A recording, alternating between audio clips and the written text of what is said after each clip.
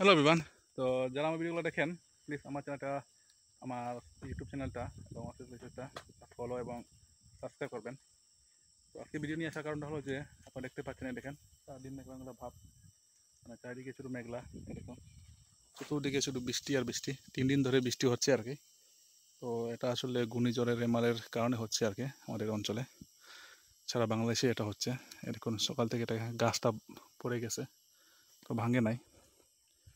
তো আমরা যারা গরু পালন করি, আমাদের একটাই সমস্যা, সেটা গরম যতই হোক, বৃষ্টি যতই হোক, ঘূর্ণিঝড় আসুক, তাণ্ডব আসুক, রেমাল সামাল বিমাল যা আসুক, আমাদেরকে গরু কিন্তু পালতেই হয়।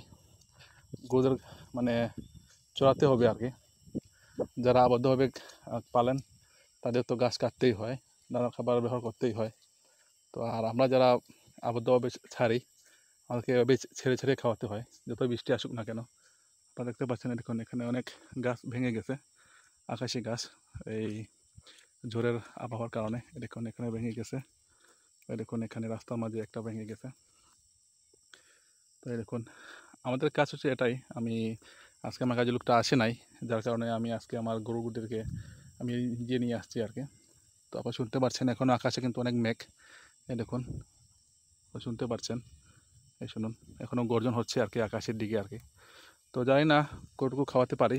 দেখুন এখানে প্রচুর ঘাস, দেখেন এখানে ছোটো ঘাস আর ঘাস, দেখেন চারিদিকে ছোটো ঘাস আর ঘাস।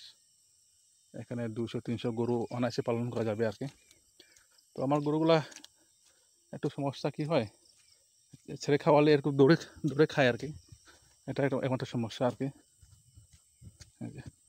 ওরা এক জায়গায় খায় না আর কি, খালি দৌড়ে আর কি। এগুলো হচ্ছে সমস্যা আর কি। আমার কাজের ছেলেটাও বলতো, এই গরুগুলো খালি দৌড়ে দৌড়ে খায়। আমি এদেরকে একটা জিনিস,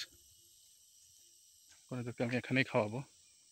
এখানে যেহেতু প্রচুর ঘাস আছে, দেখতে পাচ্ছেন, এই দেখুন এখানে প্রচুর ঘাস। এই যে এখানে প্রচুর ঘাস, এখানে খেলেও এদের পেট ভরে যাবে, কিন্তু ওরা খাবে না, শুধু দৌড়ে খাবে আর কি।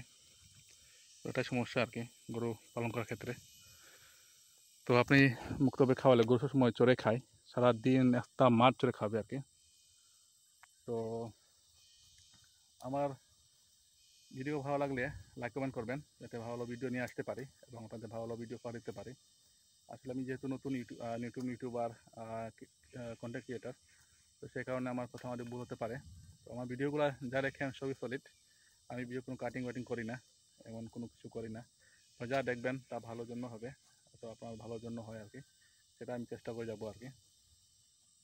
তো ভিডিও শেষে আমি একটা কথা বলবো যে যদি ভিডিও ভালো লাগে তাহলে লাইক করবেন, ভালো নাও লাগে তাও লাইক করবেন, সমস্যা নেই এখানে।